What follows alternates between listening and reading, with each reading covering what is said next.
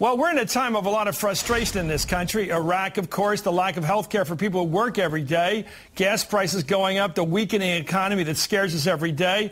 And I come on here every night and try to wrestle with these frustrations. And also the changes in our country. We might soon have the first woman president, the first African-American president, or a man older than we've ever elected before.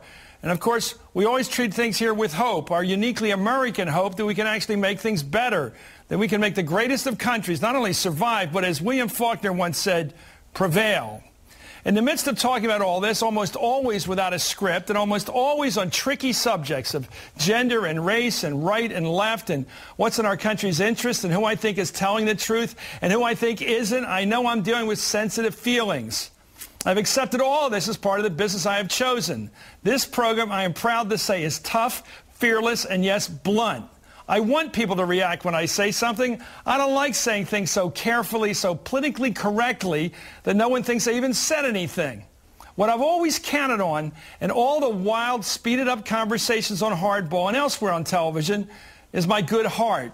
I've always felt that no matter how tough I got, how direct, how provocative, how purposely provocative, people out there watching would know I was not out against them, that it was them I was rooting for, that while I was tough on individuals who sought to lead the country, I was not against the hopes we all have for a fair shake. In fact, a better deal for people who have been held back before we came along.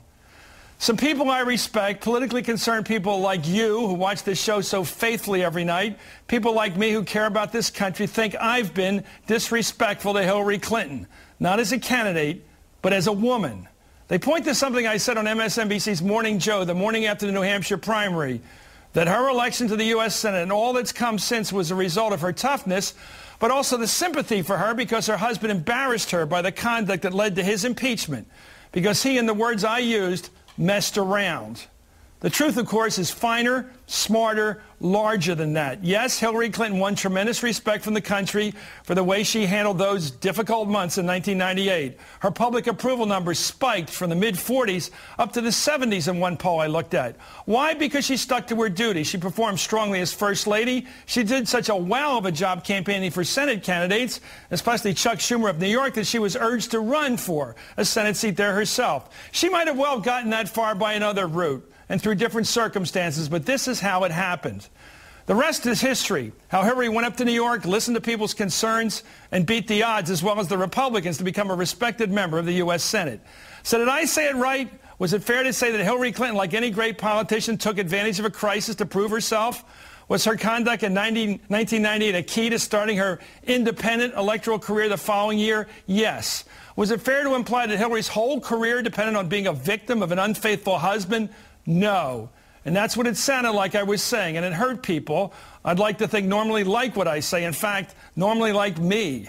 As I said, I rely on my heart to guide me in the heated, fast-paced talk we have here on Hardball, a heart that bears only goodwill toward people trying to make it out there, especially those who haven't before. If my heart has not always controlled my words, on those occasions when I have not taken the time to say things right or have simply said the inappropriate thing, I'll try to be clearer, smarter, more obviously in support of the right of women, of all people, to full equality and respect for their ambitions. So I get it.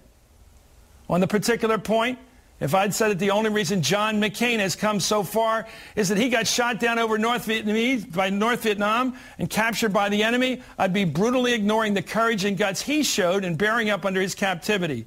Saying that Senator Clinton got where she's got simply because her husband did what he did to her is just as callous, and I can see now it comes across just as nasty, worse yet, just as dismissive. Finally, as if anyone doesn't know this, I love politics. I love politicians. I like and respect people with the guts to put their name, their very being out there for public approval so that they can lead our country. And that goes for Hillary and Barack and John and all the rest who are willing to fight to take on the toughest job in the world.